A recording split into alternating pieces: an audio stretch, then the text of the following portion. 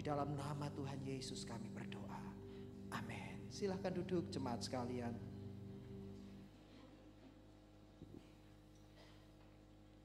Oke, puji Tuhan. Shalom saudara-saudara. Hari ini kita akan belajar dari tema yang bulan lalu saudara ya. Bulan lalu saya berikan judul sama Aku Rapopo saudara. Hari ini saya akan berikan tema yang sama, judul yang sama, tetapi bagian yang kedua saudara. Bagian yang kedua daripada Aku Rapopo ya. Saudara, kita akan baca dulu firman Tuhan ya. Di dalam 1 Tesalonika 3 ayat yang keempat. 1 Tesalonika 3 ayat yang keempat saya sudah tampilkan di sini, silakan saudara tinggal lihat saja. Sebab juga waktu kami bersama-sama dengan kamu telah kami katakan kepada kamu bahwa kita akan mengalami kesusahan. Dan hal itu seperti yang kamu tahu telah terjadi. Saudara perhatikan kata yang di warna kuning itu ya, berbeda. Ada 2 kata, ada 3 kata. Yang pertama, bagian yang pertama adalah kata kesusahan, saudara. Yang kedua adalah kata telah terjadi. Firman Tuhan ini, ayat ini itu diberikan oleh Rasul Paulus. Seorang rasul yang besar, saudara. Sebagian besar daripada kitab Perjanjian Baru ditulis oleh Rasul Paulus. Dan Rasul Paulus mengatakan hal ini kepada jemaat di Tesalonika, saudara. Dia berkata bahwa akan ada kesusahan dan sudah terjadi kesusahan dan telah terjadi, saudara. Kesusahan itu terjadi. Di dalam hidup ini itu seperti 2 sisi mata uang, saudara. Kalau kita melihat mata uang, baik itu yang koin maupun yang kertas, saudara, itu ada 2 sisi, ya. Anunya beda. Sisi yang pertama itu adalah sisi gambar, saudara. Dan sisi yang satu itu adalah sisi angka atau nominal ya, 500 rupiah dan gambar ya, sebaliknya ada gambarnya. Atau angka 1000 dan dibaliknya itu adalah gambar, saudara. Ya, itu adalah mata uang. Demikian juga dengan kehidupan di dalam dunia ini, saudara. Ya, di dalam dunia ini, kehidupan ini tidak selalu ya, jadi anak Tuhan, jadi orang Kristen tidak selalu seperti mendapatkan sukacita, selalu diberkati, selalu berkemenangan ya. Tidak selalu. Ada sisi yang lain daripada kehidupan, yaitu sisi yang namanya kesusahan atau kedukaan. Itu hidup di dalam dunia, saudara ya. Saya percaya setiap kita, termasuk saya, saudara, kita pernah mengalami ya, hal-hal yang disebut sebagai kesusahan ini, saudara. Kita pernah. Saya percaya di tempat ini pun kalau saya tanya siapa yang tidak pernah susah hatinya, pasti tidak ada yang angkat tangan. Artinya apa? Setiap kita, orang yang ada di tempat ini maupun di muka bumi manapun, selalu dan pasti pernah mengalami yang namanya kesusahan itu, saudara. Nah, kesusahan itu sebagian besar atau kebanyakan diakibatkan karena satu hal, yaitu namanya kehilangan, saudara. Kehilangan. Seringkali orang susah hatinya, orang yang mengalami kesusahan di dalam hati itu diakibatkan karena ada sesuatu yang hilang, saudara. Bisa kehilangan uang, bisa kehilangan harta benda, bisa kehilangan orang yang dikasihi, saudara. Bisa kehilangan pekerjaan atau usaha, saudara. Itu berdampak di dalam hati, mengakibatkan seseorang itu mengalami yang namanya kesusahan ini, saudara. Malam hari ini kita mau belajar, saudara, bagaimana kita meresponi ya, bagaimana respon yang benar tentang kesusahan atau kedukaan atau kehilangan ini, saudara. Bagaimana kita meresponi kehilangan ini supaya kita tetap benar di hadapan Tuhan, saudara. Ya, kita akan baca ya, Di dalam Ayub 1 ayat 1 sampai dengan 22. Ayat ini cukup panjang, saya akan bacakan untuk Bapak Ibu Saudara. Bapak Ibu Saudara perhatikan saja. Ayub 1 ayat 1 sampai 22. Ada seorang laki-laki di tanah Uz bernama Ayub. Orang itu saleh dan jujur. Ia takut akan Allah dan menjauhi kejahatan. Ia mendapat 7 anak laki-laki dan 3 anak perempuan. Ia memiliki 7.000 ekor kambing domba, 3.000 ekor unta, 500 pasang lembu, 500 keledai betina dan budak-budak dalam jumlah yang sangat besar. Sehingga orang itu adalah yang terkaya dari semua orang di sebelah timur. Orang kaya zaman itu karena memiliki ternaknya banyak, saudara ya. Ayat 4, anak-anaknya yang lelaki biasa mengadakan pesta di rumah mereka masing-masing menurut giliran. Dan ketiga saudara perempuan mereka diundang untuk makan dan minum bersama-sama mereka. Setiap kali apabila hari-hari pesta telah berlalu, Ayub memanggil mereka dan menguduskan mereka. Keesokan harinya pagi-pagi bangunlah Ayub, lalu mempersembahkan korban bakaran sebanyak jumlah mereka sekalian. Sebab pikirnya, mungkin anak-anakku sudah berbuat dosa dan telah mengutuki Allah di dalam hati. Demikianlah dilakukan Ayub senantiasa. Pada suatu hari datanglah anak-anak Allah menghadap Tuhan, dan di antara mereka datanglah juga iblis. Maka bertanyalah Tuhan kepada iblis, dari mana engkau? Lalu jawab iblis kepada Tuhan, dari perjalanan mengelilingi dan menjelajah bumi. Lalu bertanyalah Tuhan kepada iblis, apakah engkau memperhatikan hambaku Ayub? Sebab tiada seorang pun di bumi seperti dia, yang demikian saleh dan jujur, yang takut akan Allah dan menjauhi kejahatan. Orang luar biasa Ayub. Lalu jawab iblis kepada Tuhan, apakah dengan tidak mendapat apa-apa Ayub takut akan Allah? Bukankah engkau yang membuat pagar sekeliling dia dan rumahnya, serta segala yang dimilikinya? Apa yang dikerjakannya telah kau berkati, dan apa yang dimilikinya makin bertambah di negeri ini. Tetapi ulurkanlah tanganmu dan jamahlah segala yang dipunyainya. Ia pasti mengutuki engkau di hadapanmu. Maka firman Tuhan kepada iblis, nah segala yang dipunyainya ada dalam kuasamu. Hanya janganlah engkau mengulurkan tanganmu terhadap dirinya. Kemudian pergilah iblis dari hadapan Tuhan. Pada suatu hari ketika anak-anaknya lelaki dan anak yang perempuan makan-makan dan minum anggur di rumah saudara mereka yang sulung, datanglah seorang pesuruh kepada Ayub dan berkata, sedang lembu sapi membajak dan keledai-keledai betina makan rumput di sebelahnya. Datanglah orang-orang Sheba menyerang dan merampasnya, serta memukul penjaganya dengan mata pedang. Hanya aku sendiri yang luput sehingga dapat memberitahukan hal itu kepada Tuhan. Yang kedua, sementara orang itu berbicara, datanglah orang yang lain dan berkata, api telah menyambar dari langit dan membakar serta memakan habis kambing domba dan penjaga-penjaga. Hanya aku sendiri yang luput sehingga dapat memberitahukan hal itu kepada Tuhan. Yang ketiga, sementara orang itu berbicara, datanglah orang lain dan berkata, orang-orang Kasdim membentuk 3 pasukan, lalu menyerbu unta-unta dan merampasnya, serta memukul penjaganya dengan mata pedang.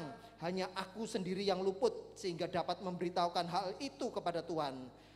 Sementara itu berbicaralah datanglah orang lain dan berkata, anak-anak tuan yang lelaki dan yang perempuan sedang makan dan minum anggur di rumah saudara mereka yang sulung. Maka tiba-tiba angin ribut bertiup dari seberang padang gurun. Rumah itu dilandanya pada 4 penjurunya dan roboh menimpa orang-orang muda itu sehingga mereka mati. Hanya aku sendiri yang luput sehingga dapat memberitahukan hal itu kepada Tuhan. Maka berdirilah Ayub, lalu mengoyakkan jubahnya dan mencukur kepalanya. Kemudian sujudlah ia dan menyembah. Ayat 21 ini tekanan kita.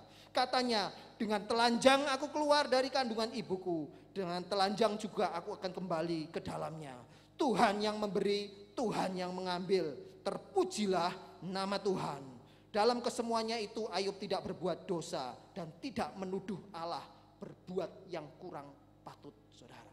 Ya, sampai di sini pembacaan firman Tuhan. Saat kehilangan harta, orang bisa berkata, tidak apa-apa, nanti bisa kerja, dicari lagi. Kehilangan uang, bisa kerja, nanti cari uang lagi. Tetapi kalau kehilangan orang yang dikasihi, Mungkin kalau kehilangan orang tua, ada kesusahannya, mungkin tidak terlalu lama. Tetapi Ayub ini saudara, dia kehilangan anak. Ya. Kalau kehilangan anak itu sesuatu yang paling berharga di dalam hidup saudara. Ya. Kehilangan harta boleh susah, sedih. Ya. Kehilangan orang-orang yang mungkin keluarga, tetapi orang tua, mungkin saudara ataupun yang lain masih sedih saudara. Tetapi yang paling menyedihkan, yang paling memukul seseorang adalah kehilangan anak saudara. Ini yang paling susah saudara. Dan Ayub itu mengalami, bukan kehilangan cuma satu saudara, tetapi 10 anaknya langsung mati bersama-sama saat itu saudara. Ini pukulan yang sangat berat yang diterima oleh Ayub saudara. Tetapi ayat yang ke-22 tadi dikatakan ya, dalam kesemuanya itu Ayub tidak berbuat dosa dan tidak menuduh Allah berbuat yang kurang patut saudara ya. Ayub ini luar biasa saudara. Dia menghadapi masalah yang demikian berat, tetapi dari mulutnya dia keluar 3 kalimat. Malam hari ini kita mau belajar saudara, 3 kalimat yang keluar dari mulut Ayub ya.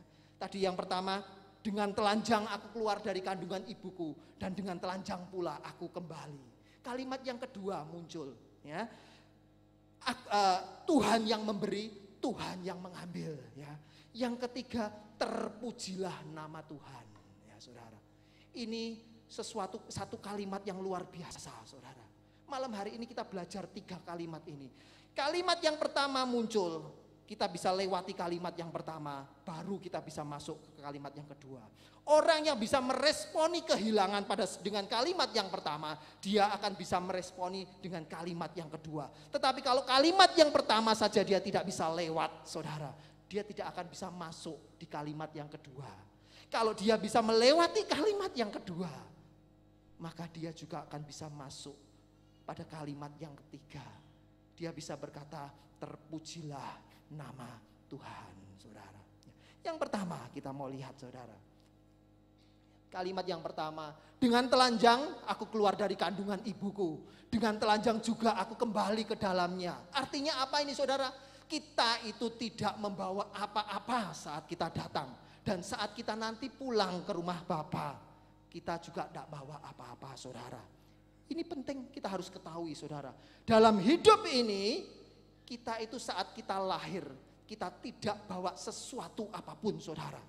Seumur hidup saya hari ini usia saya 46 tahun saudara. Saya tidak pernah tahu atau melihat seorang bayi yang lahir ya, itu sudah bawa celana dalam sendiri ya, atau bawa kaos sendiri, kaos kutangnya sendiri, tidak pernah saudara ya. Semua bayi yang lahir selalu dalam keadaan yang telanjang. Itu yang pertama saudara.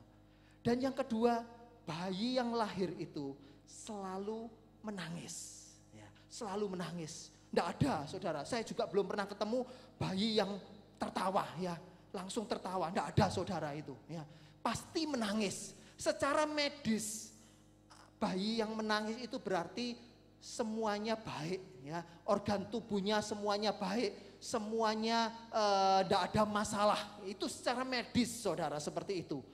Tetapi ada arti teologis daripada seorang bayi yang menangis.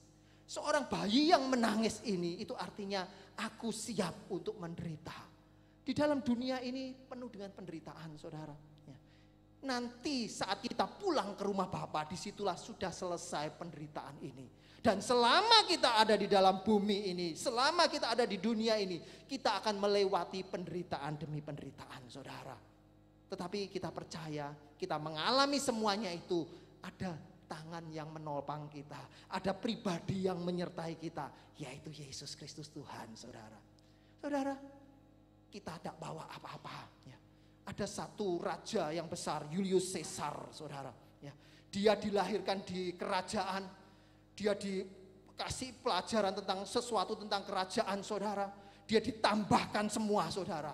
Kita hidup itu kalau tadi saya katakan kita tidak bawa apa-apa. Saat kita mulai bertumbuh, semakin besar ya, bayi itu divaksin, itu ditambahkan saudara, kesehatannya ditambahkan ya, mulai disekolahkan, ditambahkan kepandaian, orang tua kita menambahkan untuk kita. Tuhan itu sebenarnya yang menambahkan, dia memakai orang tua kita, Tuhan memakai guru-guru yang ada di sekolah-sekolah untuk mengajar untuk kita saudara, untuk anak-anak kita, itu cuma ditambahkan oleh Tuhan saudara, bukan kita yang memiliki saudara. Sekali lagi, kita itu tidak bawa apa-apa ya, itu saudara perhatikan dengan benar bahwa kita tidak membawa apa-apa saat datang, dan pulang pun nanti tidak bawa apa-apa saudara. Semua yang kita miliki, kita bisa bekerja, kita bisa mendapatkan uang, mendapatkan harta kekayaan. Itu semua karena pemberian daripada Tuhan. Tuhan yang menambahkan itu semua di dalam kehidupan kita masing-masing saudara. Perhatikan baik-baik ini. Saat Julius Caesar dia maju perang, dia menang, segala sesuatunya dia ahli strategi saudara. Dia dikasih hikmat yang luar biasa untuk berperang. Dan saat dia mati, dia minta di dalam peti matinya, di kotak peti matinya itu saudara, lubang untuk mengeluarkan tangannya saudara. Tangannya terbuka, tidak bawa apa-apa. Dia mau berkata kepada seluruh dunia, aku boleh berhasil, aku boleh dapat harta, aku dapat wilayah kekuasaan, tapi aku mati pun aku tidak bawa apa-apa. Ya, tangannya terbuka, tidak membawa apa-apa saudara. Harta yang kita kumpulkan di dalam dunia ini tidak akan bisa kita bawa kemana-mana saudara. Tidak akan bisa menyelamatkan hidup kita saudara. Saat kematian itu menjemput kita, percayalah, harta tidak bisa menolong kita saudara. Mari kita malam hari ini kita mengerti hal ini saudara. Kita dapat pelajaran kehidupan ini.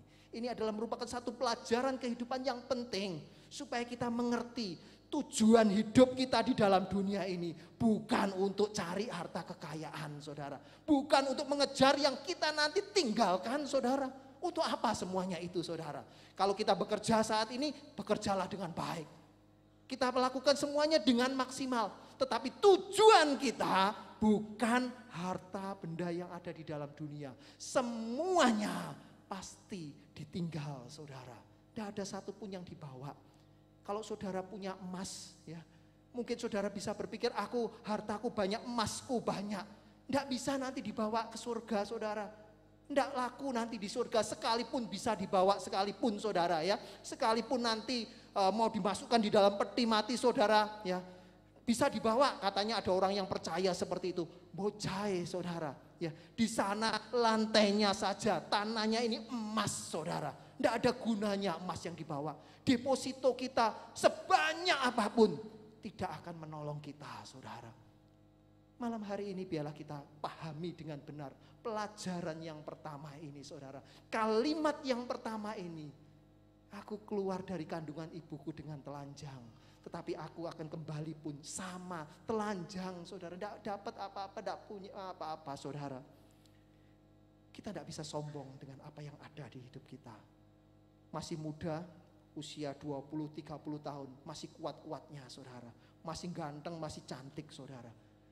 Masuk usia nanti 50 tahun, mulai saudara, tubuh semakin lemah. Tadi saya ngomong sama Pak Heri, di depan ada putra-putranya juga 2, saudara, lari-lari sedikit main hujan, mungkin kena hujan. Saya ngomong kalau usia segitu kena hujan itu masih seger, masih sehat ya. Seusia saya kena hujan 2 tetes saja pusing saudara ya. 2 tetes saja kena hujan, masuk angin keroan pulang saudara ya.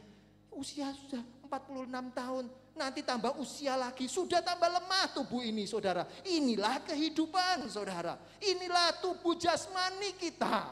Tidak ada yang semakin tua semakin kulitnya semakin kinclong saudara, tidak ada. Itu ular ya, ular itu sisiknya bisa kulitnya bisa ganti, itu ular ya.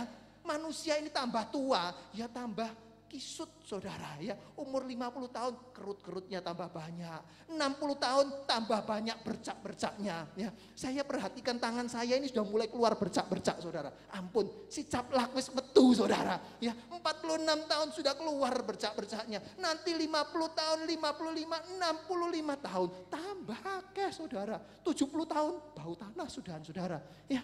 Kita ini Cuman itu saudara, pelajaran pertama dalam hidup ini, bahwa kita tidak memiliki apa-apa dan kita tidak akan bawa apa-apa nanti di dalam kehidupan kekekalan saudara.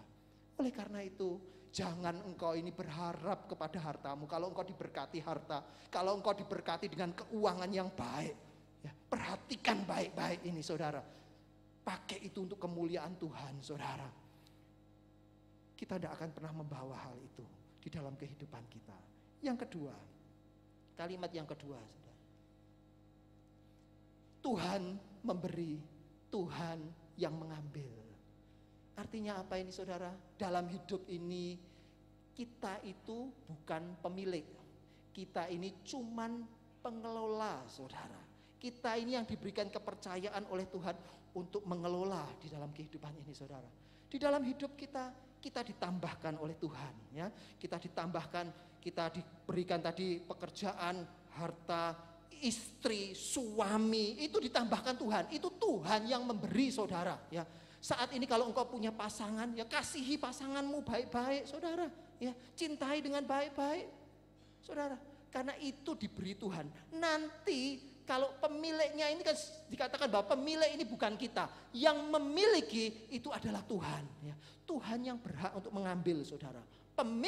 Hak kepemilikan itu 100% ada di tangan Tuhan saudara. Perhatikan ini dengan benar. Pelajaran yang kedua yang kita harus perhatikan di dalam kehidupan ini, yaitu Tuhan itu yang memiliki segala sesuatu. Tuhan memberi, dia berhak yang mengambil saudara. Karena pemiliknya adalah Tuhan, bukan kita ya. Tetapi seringkali ya, kita ini di dalam proses ya, di dalam proses dari yang kita tadi kita ini bukan pemilik ya. Kita itu merasa kita yang memiliki ya. Contohnya apa? Saat kita bekerja, kita bangun rumah ya, kita bisa bangun ruko, beli ruko mungkin untuk usaha, untuk pekerjaan, untuk tempat tinggal. Dan suatu saat terjadi kebakaran ya. Kita mungkin nangis, waduh Tuhan ini kenapa terjadi? Ini harta yang Tuhan sudah berikan ya. Kenapa Tuhan terjadi? Kalau kita mengerti kebenaran yang kedua ini saudara. Kalau kita tahu kebenaran ini, itu semua miliknya Tuhan. Engkau juga akan mengerti, oh Tuhan yang punya, Tuhan yang ngambil. Hatimu akan lebih tenang saudara. Tetapi kalau engkau, Tuhan aku ini yang kerja keras, aku yang nyicil, aku yang bangun semuanya Tuhan. Ya, ini kan punyaku, ya. Tuhan kan sudah berikan untuk aku. Nah saudara belum lewat step yang kedua, kalimat yang kedua ini saudara. Biarlah pada malam hari ini kita percaya, kita ngerti dengan benar. Kita itu bukan pemilik dari segala sesuatu di dalam hidup ini. Tuhan tambahkan, Tuhan berikan untuk kita mengelola dengan baik. Kalau engkau dikasih anak, dikasih keluarga, kasih istri, suami, kasih dengan benar. Dikelola keluargamu dengan benar saudara. Karena pada saat engkau bisa mengelola keluargamu dengan benar, ya, engkau akan melihat, oh ini bisa dipercayakan oleh Tuhan. Tuhan bisa mempercayai kita saudara. Tetapi saat maut itu menjemput, kehilangan itu pun menjemput, kita bisa mengerti Tuhan yang memberi, Tuhan yang mengambil saudara. Kalau kita mungkin pernah, saya itu punya 2 oma dulu saudara. Sekarang sudah tidak ada semua saudara. Saya dulu punya oma dari mami ya di Batu Malang ya, sering kali datang ke Kudus saudara. Nah saya ingat beliau itu mengasihi kami ya. Saya punya 1 oma lagi dari Jepara saudara. Saya mengasihi dia juga saudara ya. Saat mereka sakit, saya berdoa, Tuhan tolong mereka, Tuhan tolong sembuhkan mereka. Tetapi tidak serta-merta setiap doa kita dijawab Tuhan saudara. Kita harus tahu ya. Kalau Tuhan menjawab setiap doa kita sesuai dengan keinginan hati kita saudara, itu dunia bisa kacau saudara ya. Dunia bisa kacau. Coba bayangkan, kita punya opa, punya oma ya. Saat sakit kita akan sayang, kita akan mengasihi. Kita berdoa, Tuhan sembuhkan.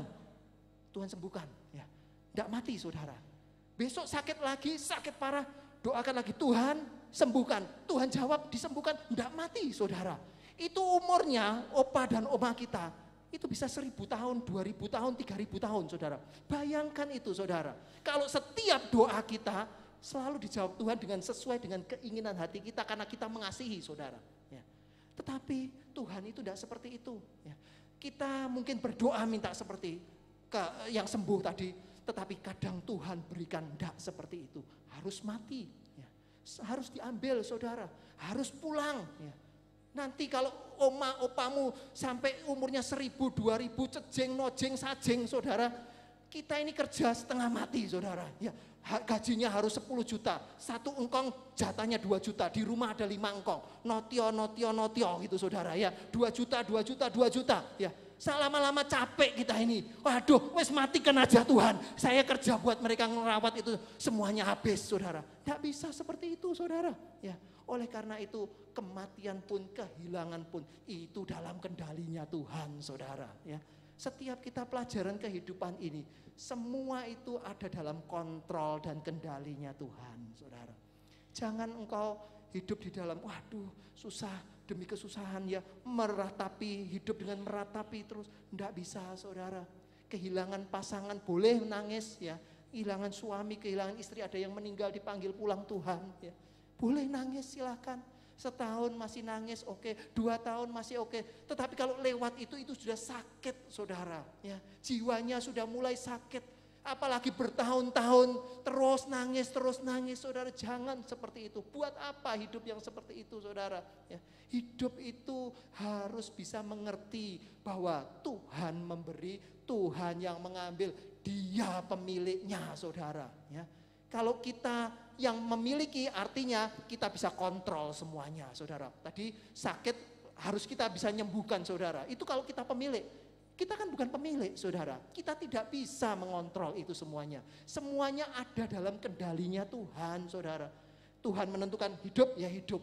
Tuhan menentukan mati ya mati. Ya. Beberapa waktu yang lalu saya bersama Pak Budi ke rumah sakit Kemar Dirayu, doain 3 orang. Ya semua sudah di ICU saudara, 3 orang. 3-tiganya kita doakan karena pada waktu itu sudah menurut saya pada waktu itu sudah hopeless ya, sudah berat ini. Saya cuma doakan Tuhan serahkan ke dalam kehendak-Mu saja yang jadi saudara. Sudah kita tidak minta kesembuhan ya. Tuhan kalau memang kehendak Tuhan pulang, lebih baik pulang supaya tidak menderita. Yang menderita nanti pribadi yang sakit, nanti keluarganya juga menderita saudara ya. Beberapa hari kemudian besoknya siangnya saya ditelepon 1 orang, Pak sudah berangkat ya, yang sudah 1 sudah meninggal ya, yang 2 sampai hari ini masih sehat saudara, bukan masih sehat, masih ada di dalam rumah sakit saudara, yang 1 masih tetap di ICU. Saya diberitahu salah satu perawat di situ, itu sudah habis hampir 300 juta di Mardirahayu saudara, 300 juta ya, mahal saudara. Habis banyak, itu kelas kudus saudara di Mardirahayu, habis hampir 300 juta ya. Apa enggak nyusahno anak-anak saudara, apa enggak nyusahno yang hidup saudara ya. Nah oleh karena itu saudara, biarlah kita semua serahkan dalam kendalinya Tuhan. Kita ini enggak berhak, kita enggak bisa mengatur kehidupan ini saudara. Kalau waktunya selesai, beres sudah. Tetapi kalau belum waktunya mati, ya Tuhan nanti tolong dengan caranya Tuhan. Serahkan aja, enggak usah hati kita susah. Tidak usah hati kita itu berkeluh kesah ya. Serahkan semuanya di dalam pengendalian Tuhan saudara. Di dalam tangan kita ini saudara ya. Kita lihat hurufnya apa ini saudara. Kalau saudara lihat hurufnya, semuanya pasti M ya. Artinya M itu mati saudara ya. Setiap kita mengalami ya, setiap kita mengalami, ada yang hurufnya K ya. Ada ya, K koit itu saudara ya, sama juga mati itu saudara ya. M sama K sama saudara, mati dan koit ya, habis sudah. Kita semua ngalami yang namanya kematian. Waktunya aja. Saya ngomong di doa pagi di tempat ini setiap pagi pernah saya ngomong saudara, kematian itu ya tidak harus yang tua duluan ya, belum tentu ya, belum tentu. Jangan berpikir bahwa engkau yang masih muda, sehat, bugar ya, engkau tidak bisa mati ya. Jangan punya pemikiran seperti itu. Setiap kita harus siap sedia saudara. Saat maut itu menjemput ya, kita harus siap sedia saudara. Karena ini yang menjadi takdir kehidupan kita saudara. Kematian itu adalah bagian. Seperti kelahiran itu pasti, kematian pun sama, pasti. Kecuali kalau kita di rapture, saudara. Kecuali kalau kita mengalami yang namanya pengangkatan itu, saudara. Ya, kita berdoa jemaat di tempat ini diangkat semua, termasuk yang khotbah, saudara. Ya. Lah, kalau semua diangkat saya enggak enak toh, ya kan enggak ini ya. Terus nomor 3, saudara. Yang ketiga, ya, yang terakhir ini, saudara. Kalimat yang terakhir, terpujilah nama Tuhan. Sekalipun yang terlihat di mata kita itu sepertinya tidak baik, ya saudara. Tidak ada yang baik kelihatannya di mata jasmani kita. Tetapi percayalah, di balik semua itu Tuhan punya rencana yang baik, saudara. Ya, semua yang kita alami itu ada dalam kontrol dan kendalinya Tuhan, saudara. Ya, kita hidup itu di tangan Tuhan. Ya. Berikan pujian untuk Tuhan kita. Terpujilah nama Tuhan. Apapun yang terjadi, saudara, terpujilah nama Tuhan. Itu penting, saudara. Itu masuk di dalam kalimat puncak untuk mengerti tentang arti kehidupan, saudara. Kalimat pertama kita lewat. Kalimat kedua lewat. Kita masuk ke kalimat ketiga. Terpujilah nama Tuhan. Pak, suamiku mati gara-gara kesetrum water heater. Ya, saya nemuin, saudara. Saya ketemu. Ada orang tua murid dulu di Surabaya, saudara. Kita layat pada waktu itu, saya layat di Adiasa di rumah duka kayak sini Dharma gitu, saudara. Saya ngelayat. Ibu ini nangis ya, gara-gara suaminya matinya kesetrum. Ya, rupanya water heaternya itu listrik, itu ada yang bocor saat mandi, pegang apa ini, shower atau apanya itu nyetrum, saudara. Mati di tempat, saudara. Masih muda, ya, masih muda, saudara. Bagaimana bisa ngomong terpuji dalam keadaan seperti itu? Saudara, hari ini kita mau belajar. Sekalipun semua hal yang di depan mata kita itu tidak baik, kita mau percaya Tuhan itu punya rencana yang baik dalam hidup kita, saudara. Sekalipun melewati yang seperti itu, Tuhan itu sangat baik. Itu level tertinggi daripada pengenalan kita kepada Allah. Itu level yang teratas daripada pengenalan kita akan Tuhan kita, saudara. Kita harus bisa berkata seperti itu. Terpujilah nama Tuhan. Apapun yang terjadi, terpujilah nama Tuhan. Adam Air itu pada waktu jatuh, saudara, pesawat itu sekian tahun yang lalu, pada saat masuk di laut, yang mati itu kebanyakan pendeta loh, saudara. Banyak pendeta, bukan kebanyakan, banyak pendeta, saudara. Apakah pendeta-pendetanya kurang khotbah atau kurang baca firman? Enggak, saudara. Saya pikir tidak. Mereka juga mati, mengalami yang namanya kematian. Mereka mati, bahkan tidak ada yang ketolong, saudara. Masuk ke dalam tidak bisa diangkat ini Adam Air, hilang begitu aja, sudah dianggap hilang, saudara. Mengalami yang namanya kematian. Malam hari ini melewati segala sesuatu. Biarlah kita dari mulut kita jangan keluar sesuatu yang tidak patut. Ya, tadi dikatakan mulut Ayub itu sesuatu yang patut, ya, dianggap yang patut, yang benar, saudara. Itu keluar dari mulut kita. Terpujilah nama Tuhan. Ini ada seorang wanita. Wanita ini namanya Joni. Ya, Joni, ya. Joni bukan laki-laki, ini Joni, saudara, perempuan. Bapak Ibu yang usia 45-50 tahun ke atas, pasti Bapak Ibu pernah tahu satu lagu namanya Johnny Please Don't Cry. Ya, mungkin tahu ya Bu ya, Johnny Please Don't Cry. Ya itu, saudara. Itu lagu yang cukup terkenal pada zaman. Ya. Nah, saya pada waktu saya tahu sedikit-sedikit lagu itu, saya sempat putar, saya sempat cari lagu itu, menarik, nyaman di telinga, saudara. Bisa didengarkan, bagus saudaranya, lagunya ini, saudara. Nah, Johnny ini seorang wanita, dia seorang gadis yang tumbuh dengan kayak tomboy gitu, saudara. Ya, dia sangat dinamis hidupnya, sangat ekspresif. Dia itu berkuda, berenang, segala macam dia lakukan, saudara. Ya, ini Johnny. Nah, sampai satu kali Johnny ini dia itu melompat, ya, dari sebuah teluk, ya. Biasanya di teluk itu ada laut kan, ada air, itu banyak airnya. Nah, dia biasanya lompat, blus, ya, itu enggak apa-apa, berenang setelah itu, ya, saudara, ya. Kayak lompat indah itu. Nah, hari itu dia tidak tahu kalau di teluk itu, di lautan itu airnya sedang surut, saudara. Di Chesapeake Bay, saudara. Teluk Chesapeake ya di Amerika Serikat. Nah, dia lompat dari atas tebing dia lompat, saudara. Ya, pikirnya dia ditampani oleh air, diterima oleh air, saudara. Tetapi saat dia jatuh, dia masuk, saudara, itu ditampani oleh batu karang, saudara. Menghantam batu karang, saudara. Dan tulang punggungnya patah, saudara. Dia dimasuk di pusat rehabilitasi, ya, dimasukkan di rumah sakit dari bawah, dari leher sampai ke kaki, saudara, lumpuh, ya, tidak bisa bergerak. Dia direhabilitasi selama 2 tahun. Dia bersusah sekali hatinya, dia kehilangan harapan, dia kehilangan masa depan. Dia berkata, hidupku ini tidak ada gunanya lagi, ya. Hidupku ini tidak berarti lagi, ya. Dia katakan itu, saudara, ya. Itu respon jasmani pertama, ya. Tetapi dia tidak berhenti sampai di respon ini, saudara. Saat respon jasmani ini selesai, ya, dia berdoa kepada Tuhan. Dan di bukunya dia berkata, aku kehilangan hidupku yang lama. Aku tidak bisa lagi hidup dengan anugerahku yang lama. Anugerah yang lama semua lengkap, saudara. Itu anugerah yang lama. Dia dikasih kesehatan, kekuatan, itu anugerah yang lama. Aku minta Tuhan, anugerah yang baru. Anugerah yang lama sudah berlalu. Aku minta anugerah yang baru. Dia mulai ambil alat melukis ini, kuas, saudara.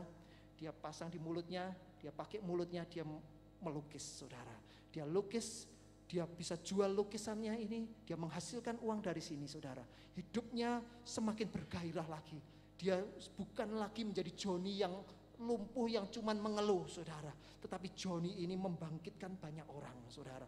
Dia bersaksi di mana-mana.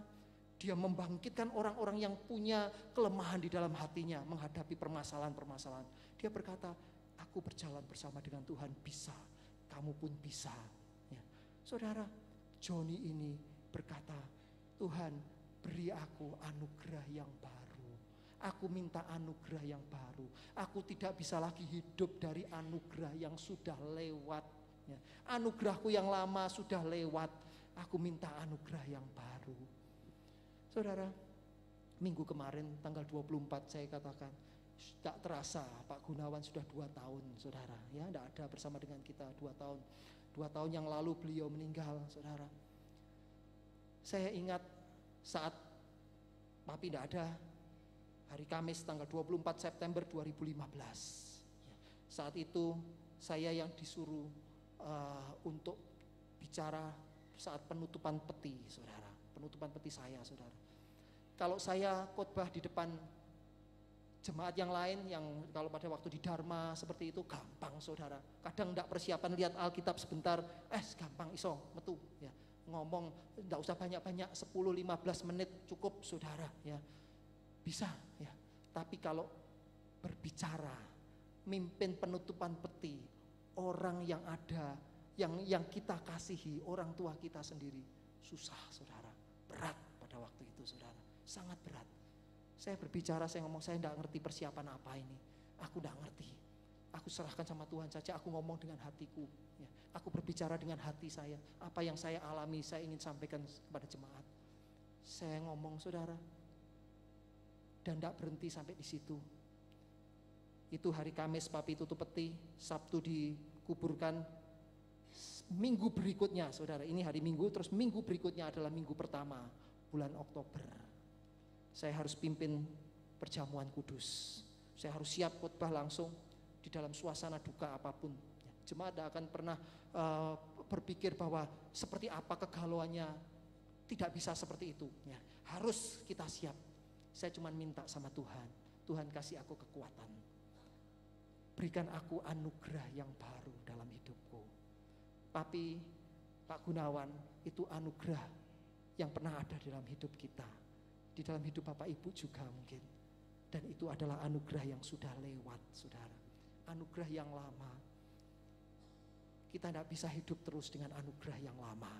Kita minta sama Tuhan, anugerah-anugerah yang baru di dalam kehidupan ini, saudara.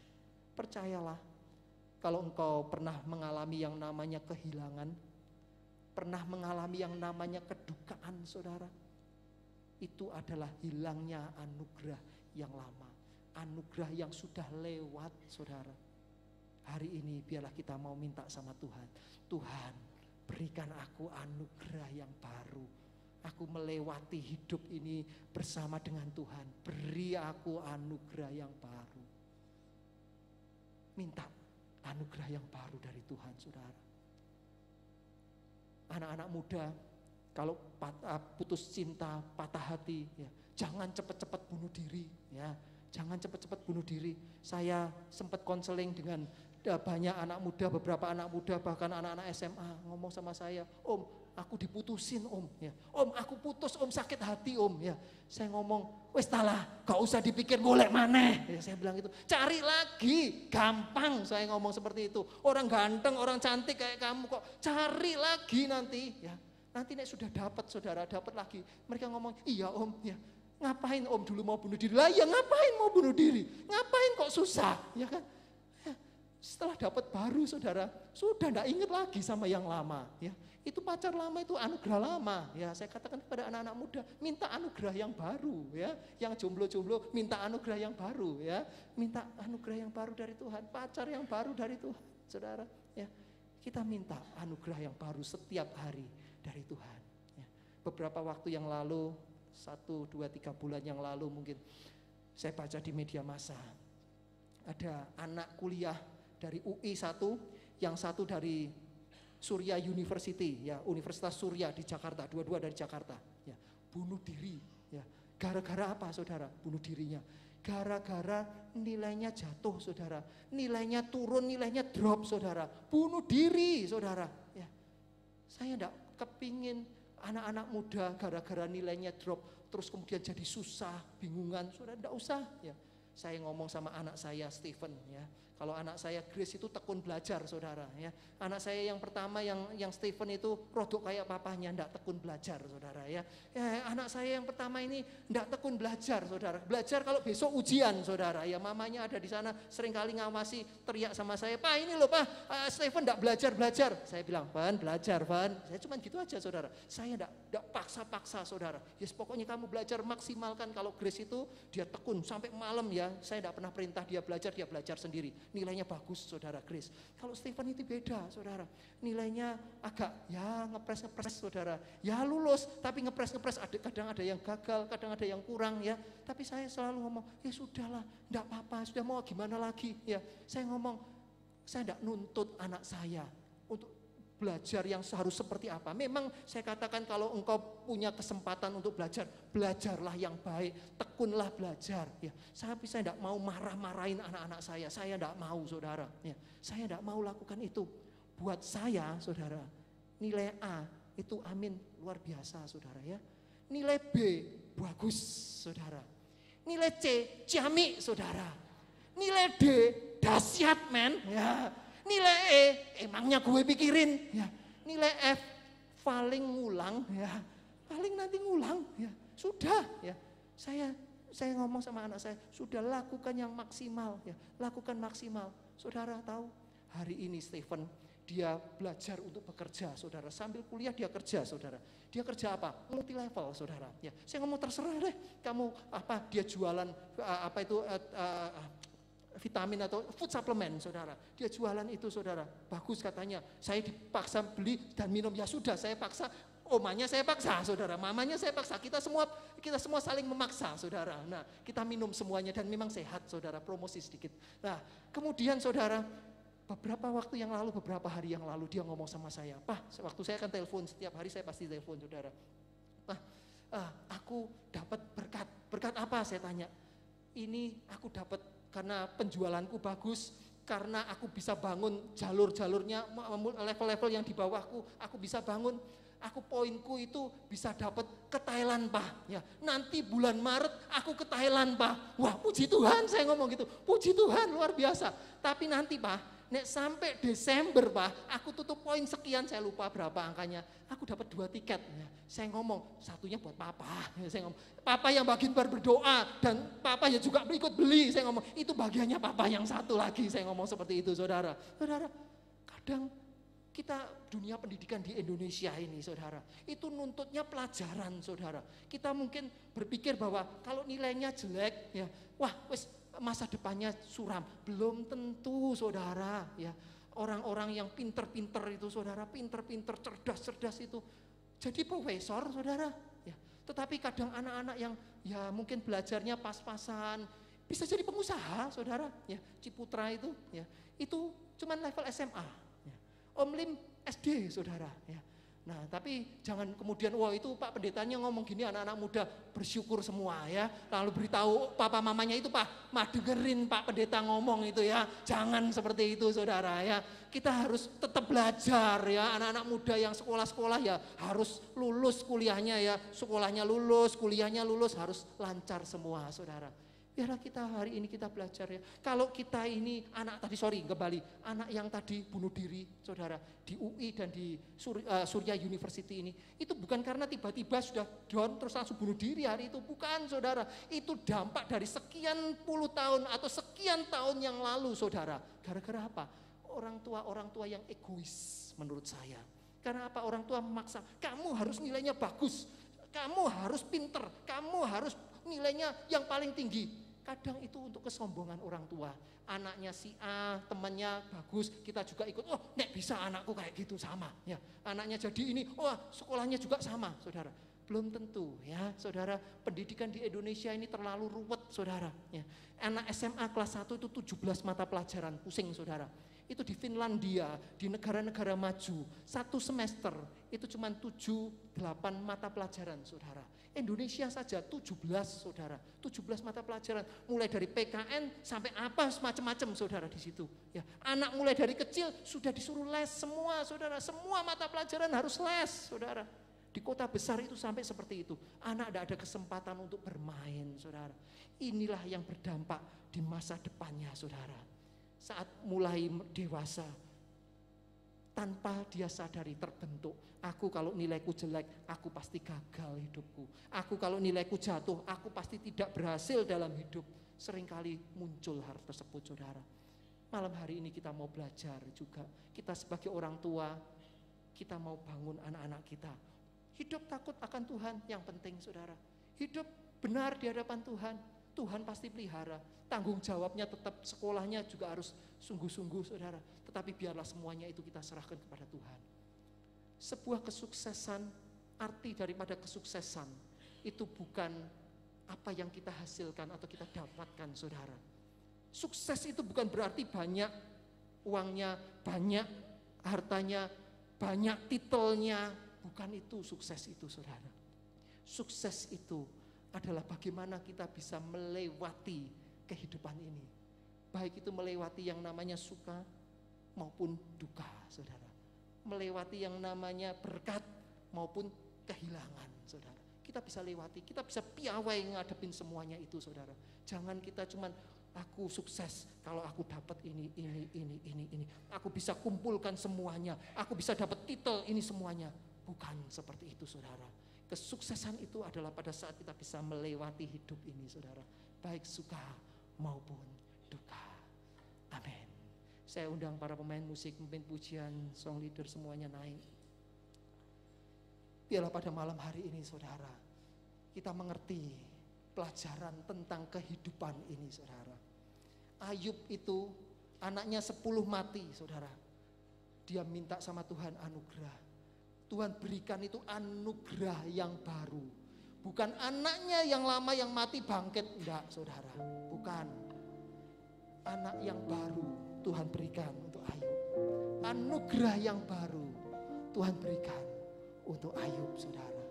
Biarlah pada malam hari ini, apapun yang kita alami, kita belajar seperti Ayub. Minta anugerah yang baru di dalam kehidupan ini saudara. Ketika ku hadapi kehidupan ini, jalan mana yang harus ku pilih? Ku tahu ku tak mampu, ku tahu ku tak sanggup. Hanya Kau Tuhan tempat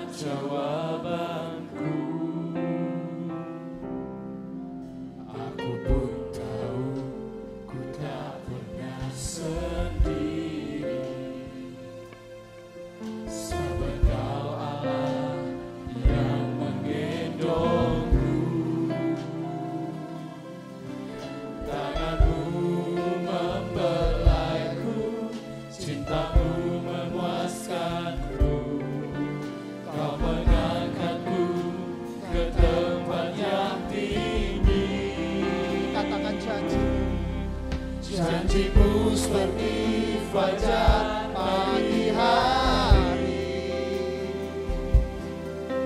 yang tiada pernah terlambat bersinar. Cintamu seperti sungai yang mengalir, dan ku tahu betapa dalam kasih-Mu. Janjimu seperti fajar pagi hari yang tiada pernah terlambat bersinar. Saya undang jemaat untuk bangkit berdiri. Cintamu seperti sungai yang mengalir, dan ku tahu betapa dalam kasih-Mu. Janjimu seperti fajar pagi hari yang tiada pernah terlambat bersinar. Cintamu seperti sungai yang mengalir, Dan ku tahu betapa dalam kasih-Mu. Saudara, saya undang Vio untuk maju ke depan. Saudara, Vio ini sudah berjemaat di tempat kita. Saudara, dia melayani Tuhan, jadi tamborin segala macam, ikut choir. Pokoknya semua hal yang ada di gereja ini dia ikut, saudara. Beberapa waktu yang lalu saya menjenguk papahnya di rumah sakit. Ya, saya jenguk papahnya. Pada waktu itu papahnya sakit, lalu kemudian kita doakan. Selesai sudah, saya bersama Pak Budi pada waktu itu. Lalu kita pulang. Sampai beberapa minggu kemudian saya tanya kepada Vio, Vio, bagaimana keadaan papa? Oh, puji Tuhan Om, sudah pulang, ya sudah baik, sudah sehat. Ya. Lalu saya tanya lagi, oh sudah kembali ke Semarang kah? Karena papanya Vio ini kerja di Semarang, saudara, bekerja di sebuah toko di Semarang. Lalu Vio ini berkata, Om, papa tidak kembali ke Semarang lagi. Oh, kenapa? Kenapa kok papamu tidak kembali ke Semarang? Papa di PHK, Om. Papa dikeluarkan dari tempat kerjanya. Gara-gara apa? Saya tanya. Vio jawab, Papa di PHK gara-gara belum bisa kembali ke Semarang waktu yang sakit itu. Dan dia harus keluar. Oh, kasihan, saya katakan seperti itu. Lalu mama bagaimana? Karena saya tahu mamanya juga bekerja, saudara. Vio jawab, Om, mama saat ini juga di rumah. Mama juga dikeluarkan dari tempat bekerjanya. Mamanya bekerja di sebuah toko. Karena toko tersebut direnovasi, ditutup, saudara. Tokonya ditutup. Mama tidak kerja. Hah? Saya kaget, saudara. Papa, mamamu tidak bekerja saat ini. Iya, Om. Lalu kamu hidup bagaimana? Saya tanya seperti itu. Kami cuma mengandalkan sisa keuangan kami, ya. Tabungan yang sedikit dari papa mama. Beberapa minggu kemarin, saudara, saya tanya lagi kepada Vio. Vio, gimana kabar papa mama? Apa sudah ada pekerjaan baru? Belum, Om. Belum ada. Saya tanya Vio, apakah kamu marah kepada Tuhan? Kalau kamu diizinkan Tuhan lewati ini? Vio jawab, tidak Om, aku tidak pernah marah sama Tuhan. Sekalipun mungkin aku bisa kehilangan masa depanku, aku tidak bisa kuliah Om. Aku tahu mungkin aku setelah ini aku tidak bisa kuliah. Kamu marahkah sama Tuhan? Enggak Om. Nanti setelah ini saya yang bekerja Om. Saya yang harus bekerja dulu. Kamu kerja di mana? Ada saudara yang buka rumah makan. Saya disuruh jadi chef. Saya masak, saya latihan jadi chef. Berapa gajimu? 25.000 satu hari. Saya akan kumpulkan itu, saya bantu orang tua saya. Saya harus kerja dulu. Mungkin siapa tahu saya bisa kumpulkan juga untuk kuliah saya. Kamu dari pagi sampai siang kamu sekolah. Pulang sekolah langsung ke tempat bekerja. Latihan masak, bekerja memasak, saudara. Sampai malam. Mungkin dia tidak bisa belajar, waktunya tidak ada. Saya tanya dia, kamu bagaimana hatimu? Tidak apa-apa om, tidak apa-apa. Aku mengasihi Tuhan, aku tetap cinta Tuhan. Saya sudah minta izin sama tempat kerja saya. Saya minta izin, kalau hari Sabtu saya ada youth, saya tetap datang. Jam 5 sore saya akan tetap datang. Kalau saya ada latihan hari Jumat, saya tetap datang. Ya, saya akan berlatih, saya tetap melayani Tuhan seperti biasa om. Saudara, Vio ini anak 17 tahun saudara. Dia punya pengenalan yang benar akan Allahnya. Dia punya pengenalan yang benar akan Tuhannya. Bagaimana dengan kita saudara? Apa kita kalah dengan seorang anak 17 tahun yang hidup di dalam penderitaan dan kesusahan? Dia mengalami juga yang namanya kehilangan saudara. Tetapi dari mulutnya tidak keluar sungut-sungut kepada Allah. Dia tidak tanya, Tuhan kenapa ini? Dia tidak tanya saudara. Apa Tuhan itu tidak tahu? Dia tidak tanya, dia tidak katakan seperti itu saudara. Saya kalau punya anak saudara, anak saya ngomong sama saya, papa itu apa tidak tahu toh keadaanku. Saya marah saudara sama anak saya. Saya bisa pukul anak saya saudara. Karena saya bapak yang mengasihi anak saya. Apalagi bapak di surga. Hidup ini dalam kontrolnya Allah saudara. Hidup itu ada dalam kontrolnya Tuhan. Tidak layak dari mulut kita keluar sungut-sungut celaan kepada Allah. Tidak layak saudara. Tidak layak. Apapun yang terjadi, kalau engkau diizinkan mengalami hal tersebut saudara, percayalah ada pribadi yang bersama dengan engkau. Naikkan pujian ini. Janjimu seperti fajar pagi hari, Percayai yang kata-kata ini. tiada pernah terlambat bersinar. Cintamu seperti sungai yang mengalir, dan ku tahu betapa dalam kasih. Katakan dengan sungguh-sungguh janjimu.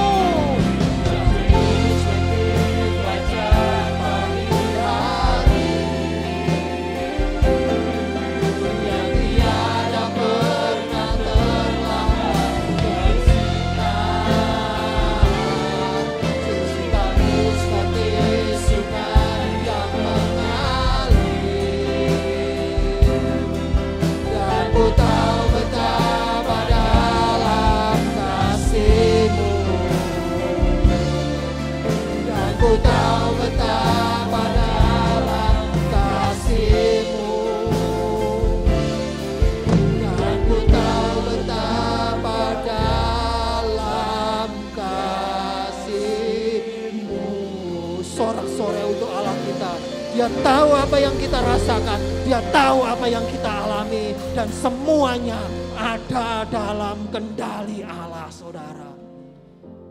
Biarlah pada malam hari ini Tuhan, Bapamu sudah selesai berkata-kata.